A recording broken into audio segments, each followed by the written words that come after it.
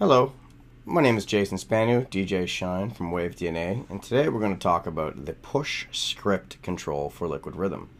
Really quickly, we've already got a track with a drum rack inside Ableton Live, so if I just click onto this, there's an empty clip.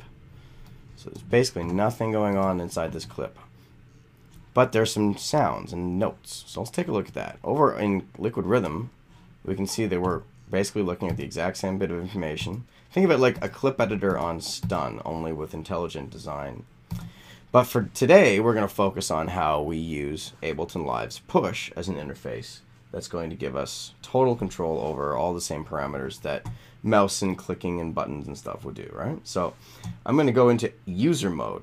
So by pressing that, we're basically taking over of the user mode that exists in Ableton Live, which is basically an empty programmer's workspace. So anything you want to do, you can build in there if you've got the chops. And so right now, basically, let's take a quick little tour through it. Got a bunch of pages at the top here. These red buttons flip us through these pages. So there's 7 pages in total.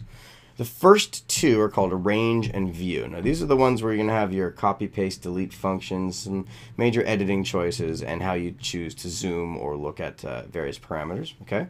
The next section over is accent, the accent modifiers, and there's 3 sub pages. Okay. So the one page talks about velocity. So these 3 sliders, strong, medium, and weak, are going to affect the positioning of our strong, medium, and weak nodes here for velocity.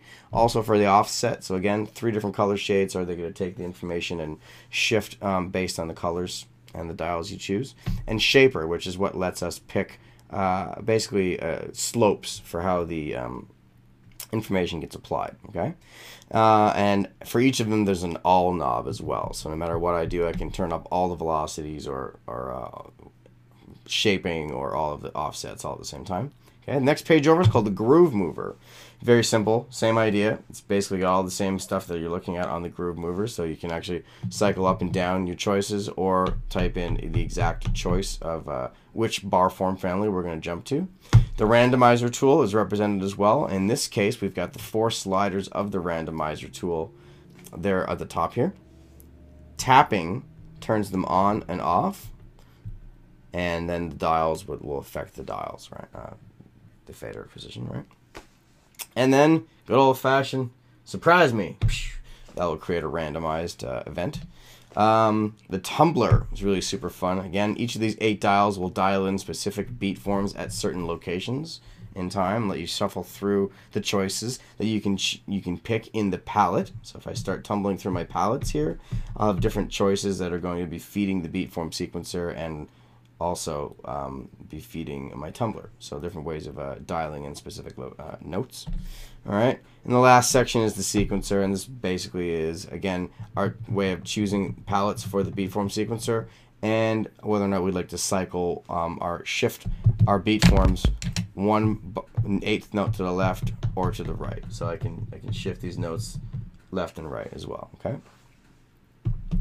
So some of the buttons on push are on, some of them are flashing, but the ones that are lit up have a meaning. The ones that aren't relative to this mode. Okay, so if we take a look from left to right, undo undoes, delete obvious, double, in our world double is duplicate the bar that you're looking at. Okay, duplicate is sort of tied into the traditional duplicating of push, which will basically take the clip I'm working on and double it, but in a new clip location under. So as I hit duplicate, I'll be copying what I was working on and subsequently looking at it, the new version. Okay, so let's get those out of there. Play will actually launch the clip that's in focus. The resolution buttons or scene buttons on push actually are tied to the bar form list.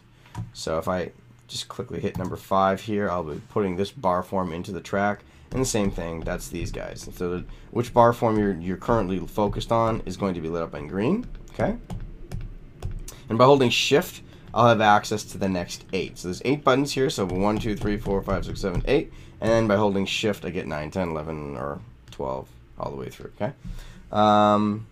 Mute will mute the track that I'm on. So right now I've got the kicks playing, and mute we'll mute that. Solo, we'll do the opposite of mute, which will actually focus just the solo on it. And these two arrow buttons at the top are zoom. Zoom in, zoom out. Holding down shift will modify certain features. So I guess on the first page, if I see select row, when I hold shift, we can see that there is something that's about to be latched. And if I hold that now, I will be selecting every row, or have it be a momentary button that turns on that selection, okay? Yeah, for the most part. Oh, also in the left hand side here, the tempo dial, that's what lets me dial through which track I'm focused on, which is also accomplished by these arrow buttons. So this is the button that lets me dial and changes the focus with the playhead. So it's really fun for dialing in beats and animating your choices. So really quickly, I can start dialing in. There we go. Go to my snares again. And I can actually delete as I go through. Oh no, I can't do.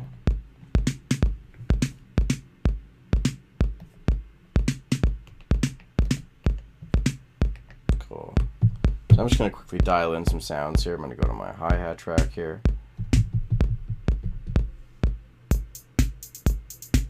Go to my accent modifiers. Double that. Problem is I'm only working on the one bar, so I'm going to go to my first page here and hit select row. Now I know I'm selecting everything in that row, and I can go back into my accent modifiers and play with some of those. Maybe I'll go to my tumbler and dial in something interesting.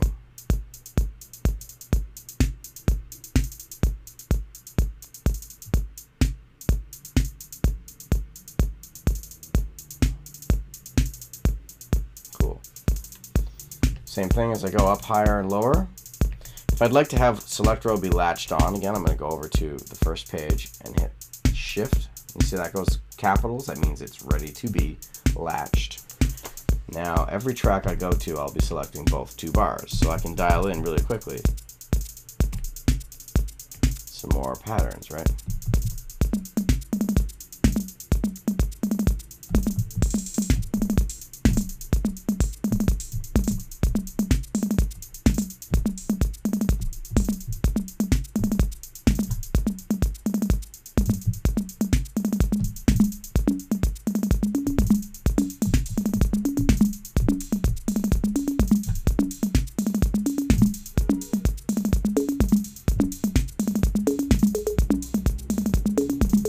One can never have enough cowbell.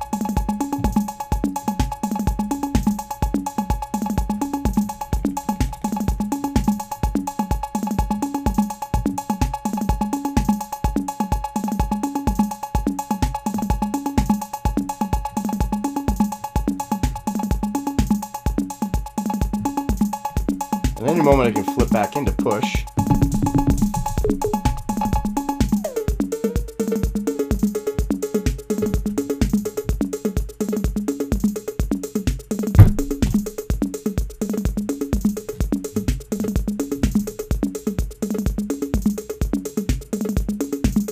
And there you go.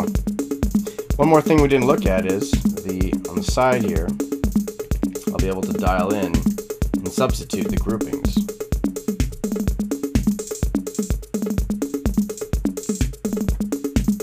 Basically, it takes every bit of information that's there